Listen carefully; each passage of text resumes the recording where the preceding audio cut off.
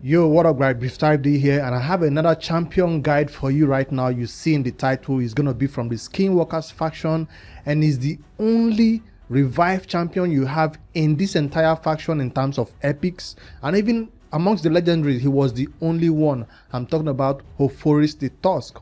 Well, he was the only one until Ukko came along recently. This champion has been part of the game since 2021, so he has been a long time champion in the game, and a lot of players know his worth right now in the game. So if you're just obtaining this champion, whether you're in early game or late game, I'll show you how you can make the best out of him in the early game builds, and also how useless he can be in the end game when you have so many options. I'll show you the two sides of the coin right now in this video. So the first thing you should know about Oforis is that he's a basic support champion who comes with a revive. That's what he's there in most teams for, this revive right here. But it's not one of those revives that just revives one person or, you know, something like that. No, it's a two-person revive. It's hard to see a 2 or AOE revive on an epic champion. There are a few epics who have it, but they have it on always on a very long cooldown. So he's not disappointing you right there with a 5-turn cooldown on this revive for 2 allies.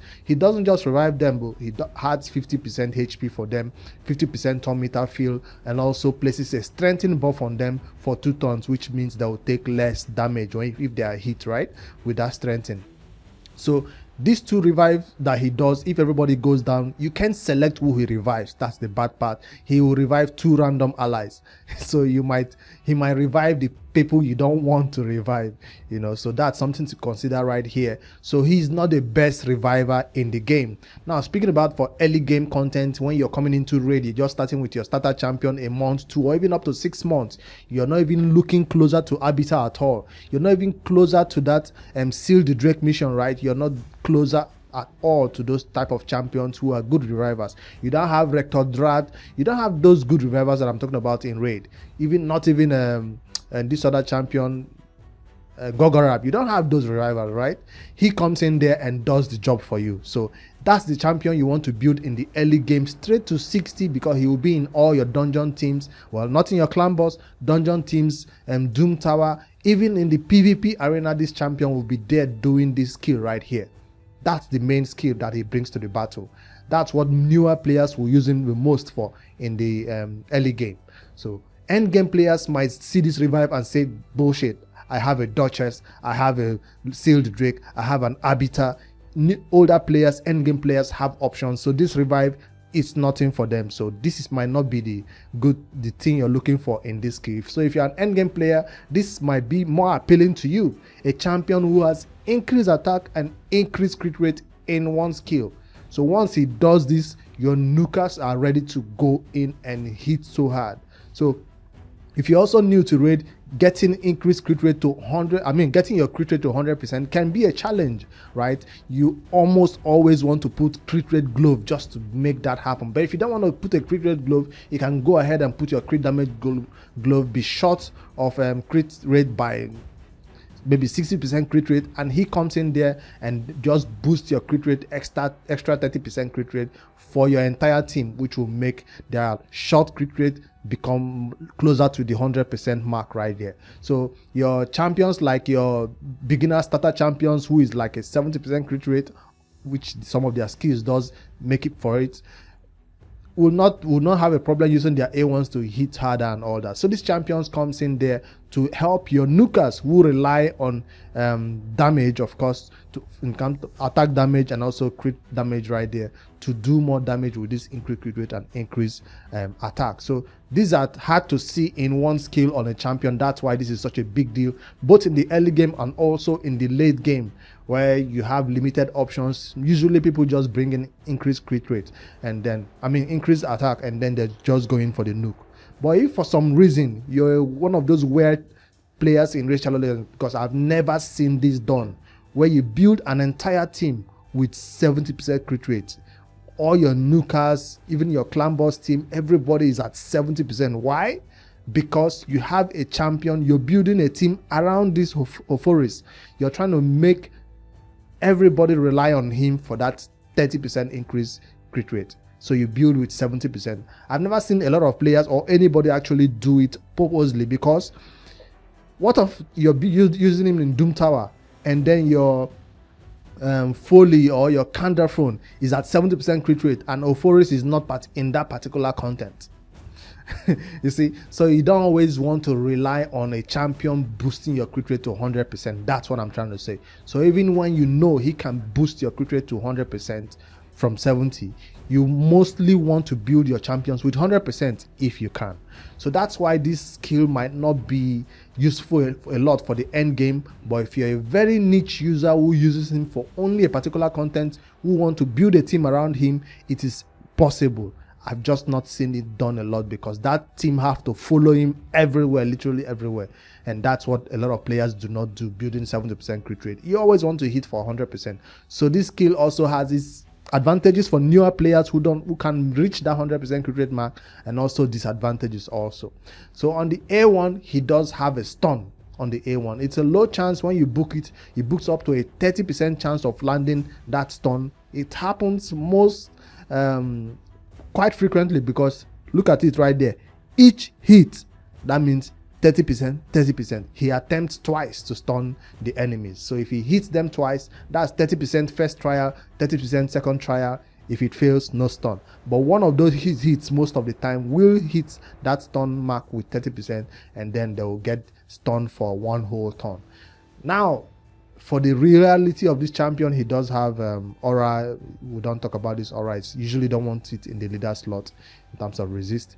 The main reason why I have this champion at level 60 on my account and endgame account, the only reason why I built this champion was because of Faction Wars. Skinwalkers Faction Wars, like I said, does not have revivers. So if you check over Skinwalkers, I had all this champion at the beginner stages when I was trying to beat the Skinwalkers faction at 21. Mighty Ukko was not there.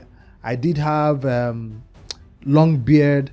I did have Corona. I had all these epics. And I had Basha who could reset the cooldown of the enemies, right?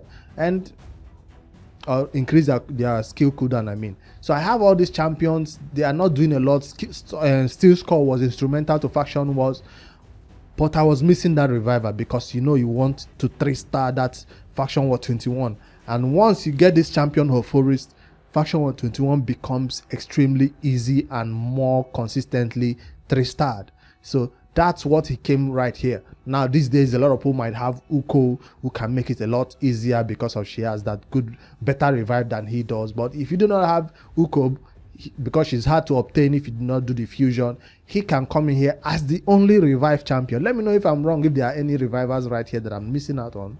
I did not build Rain Beast, I did not build Scabrius, nobody else. I did not build these other two champions or sign twins.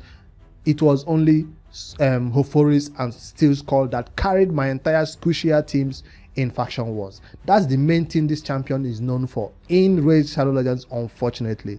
That's the truth in terms of an end game perspective right now in Raid. He's best known for that, only champion who can do that revive for your team.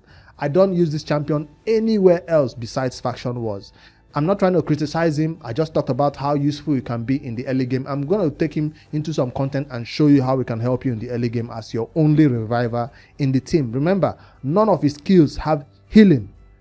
None of his skill has any healing. So you have to pair this champion with a healer. He doesn't heal your team. That's what I'm trying to say. So to make sure he doesn't go down and die, imagine a reviver dying. That's bad news. That's why I had to put lifesteal on this champion. Lifesteal set or any other set, regen set, immortal set, any one of those sets that can give him some internal healing. Let him heal himself rather than relying on a healer, external healer to heal himself. So that's what this best set for him that you can put on him. I did not use him for the clan boss. Usually you want to put lifesteal on champions for the clan boss, but guess what? Lifesteal is also one of the best sets you can use for the Faction Wars, and that is the reason why I built this champion. Like I said, took him to 60 as the only reviver. You don't want to use, there are some reviver champions that can work at 50, right? But because you have lifesteal on him, you need those Giant Slayer procs, right? Is it War Master or Giant Slayer? I forget which one. Those War Master procs to hit and heal himself back to full health. That's why I put this lifesteal set on him. So remember, Regen set will work, Immortal, Triple Immortal set will work. Any set that has healing along with it will work. So that's the type of set I put on him. This champion does not need accuracy because you can see his A1 does not land any debuffs, his A2 does not land any debuff. It's only his, his A2 and A3 does not land any debuff. It's only his A1 that has this low chance to stun, right? And most people who play the game look at this stun, 30% chance to stun. It's a very low chance, so they do not bother to add accuracy on him. But I did accuracy on this champion from my build because I wanted that 30% chance to stun. I really needed it because it helped me control the wave a little bit in the faction wars. So that's why. Remember, if you don't use this champion for stun, there is no problem. You don't even need to go towards that 3 that will give you some accuracy. So my total stats from this artifacts you're seeing here, lifesteal and speed set. You can do lifesteal and immortal set. Anything that gives him a little bit of tankiness. 50k HP, almost 4k defense right there. I didn't want him to be so squishy with 2k defense that he goes down fast.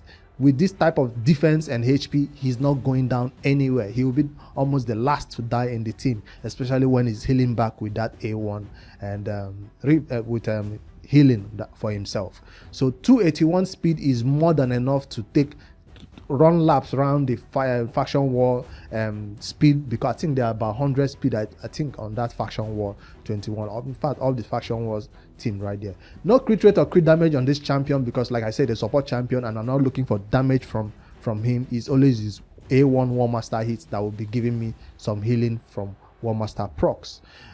Resistance, maybe for faction wars, you might, if you can squeeze it in, go ahead. Accuracy not also super important. If you can squeeze it in, go ahead. But I made sure I hit my HP and defense mark before I look for any other stats. Of course, you don't want a reviver to be slow. You want him to be fast enough to take turns, right? So that's my stats on Hoforees the Tusked. So the stats that I was looking for, HP and defense, like you see on most clan boss champions. Even if I'm not going to be using this champion in the clan boss, I did stack a lot of defense right there. On the amulet, I think it's HP, and on the ring, it's huge defense ring and some accuracy. I would have preferred a 6-star one right here, but with the content I'm using him, I don't even need to go above 200 accuracy, right? But if you're going to be using this champion for higher content, Hydra Brutal, why would you use this champion for Hydra Brutal?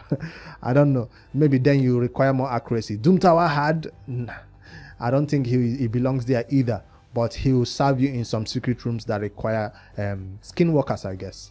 Then those special tournaments they do that requires you to use skinwalkers, he will always feature in those teams as your default reviver.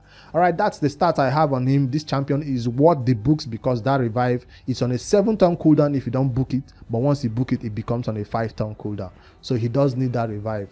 That his books to become a 5-turn cooldown. For blessings, you can select anyone according to the type of team you have. I have commanding presence on him, so you can boost the leaders aura a little bit with this. So for masteries, because I'm using him for lifesteal, I wanted to select this mastery that is going to be adding a little bit of War Master hits right here. Usually you want to see a clan boss champion go with War Master, but guess what? It also works for faction wars. Remember, I built this champion for faction wars, so this War Master also works for faction wars. This is your normal, good old faction war and build with a little bit of support accuracy going right there. If it's for the clan boss, you might want to go towards defense 3, of course, with counter attack. That's also a good way for him to go against waves to also get that counter attack hits right there and maybe stun some of them. So this doesn't help him in any way at all. I don't even know why I selected it. It doesn't increase the chances of placing stun, except you go for this one. Where is it? That increases the chance of placing stun. No, that's not it. Yeah, increases the chance of placing stun. 5%, 35% chance on that A1. It's not worth it. I don't think so. So that's the masteries. If you want alternative masteries for defense and support 3, you might want to check out Airhead's website where he posted some other alternative builds for Hoforees. If you want him to be like a speed booster or increase attack champion for PvP arena, you might not need the offense tree. You want him defense and support, so you can always select timely intervention in that case, so you can do the revive according to some other masteries that I saw some people use. So check that out so you can select the right one for your team. For me, War Master works for me. That's why I went towards this one with my lifesteal set. What other sets might you place on this champion? I've already talked about Regent set, Immortal set. There is no other one I will want to recommend besides this one. You want to keep this champion alive by any means, and that's lifesteal for him. Or spare him with a second reviver or a healer. In this case, I'll be pairing this champion with Apothecary for the battle test we're about to do, so you can see Apothecary keeping him alive while he keeps everybody else alive. So there's no other sets. Relentless set is always good for revivers and healers, so they can take numerous sets. So that's also one that maybe might be suggested for somebody to use on him. But that's all the set I can think of to put on this champion for now. All right, let me know in the comments below which other set you think will be perfect on your Hoforees. For me, I'm going lifesteal, Regent set, anything to keep him alive without relying on external heals. All right, it's time for us to do some battle tests. We finished hyping or degrading Hoforees the Tusked. Let's get over to the dungeon and run the first battle. We're going to take him straight into the dungeon where a lot of newer players who are coming into the raid will want to use this champion. Any dungeon, his role is the same. So I'm just going to test one dungeon battle, and you see that the role he performs in all the dungeons, it's basically the same. So I'm not going to show you Ice Golem, Faction Wars. No. It's all one role he'll be performing, and that is the role of a reviver and increased attack champion. I put together this sample team, a team like this that is squishy. I put in Cold Heart, a squishy champion, decrease attack, decrease defense for some damage. Basically no much damage right here, so we can actually take some damage and somebody will go down. I do want people to die in this team so he can do his job of revive. Now Oforis the Tusked, I don't think is one of those champions who waste his revive when it's not needed, but we're about to find out if he's gonna just use that A3 when nobody is actually dead.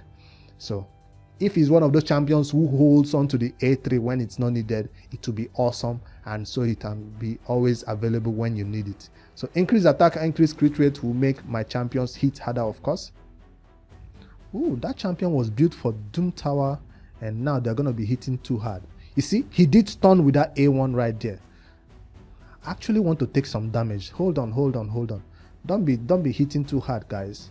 I actually want somebody to go down like a Cold Heart.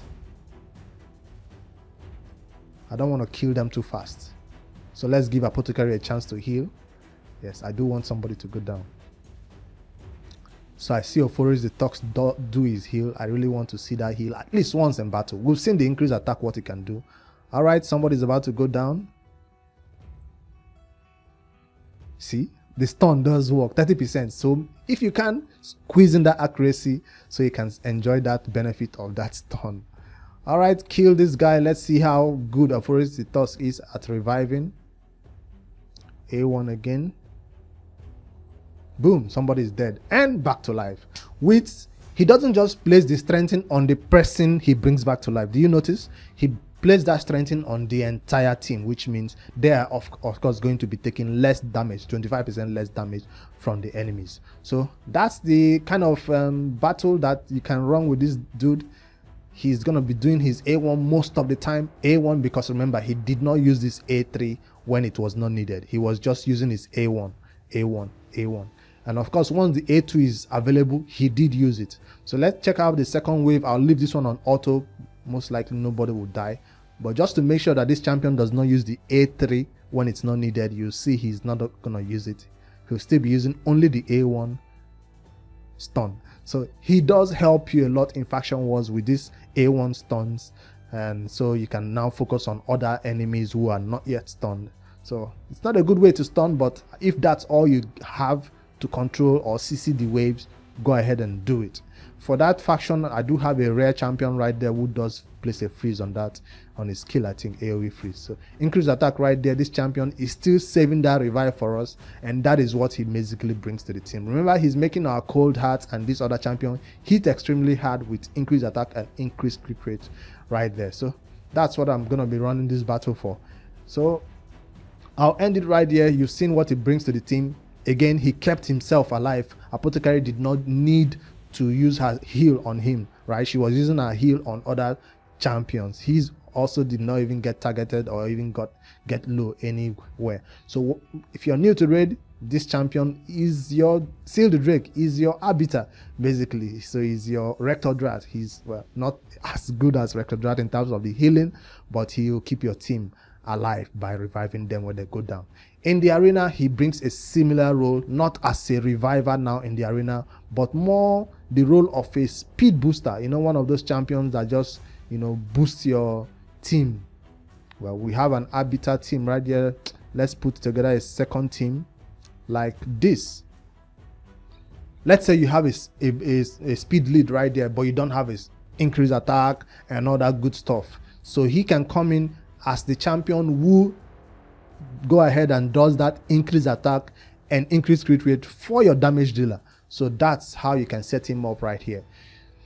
I don't think it's necessary to run this champion with an arbiter because it feels redundant. She does increase attack, he also does increase attack, right? So you want to pair him with another champion, especially in 3v3 arena where you're looking for that increased attack and increased crit rate, to just pair with your team right there. And also maybe a reviver to make it a little bit difficult for the enemies to take you down.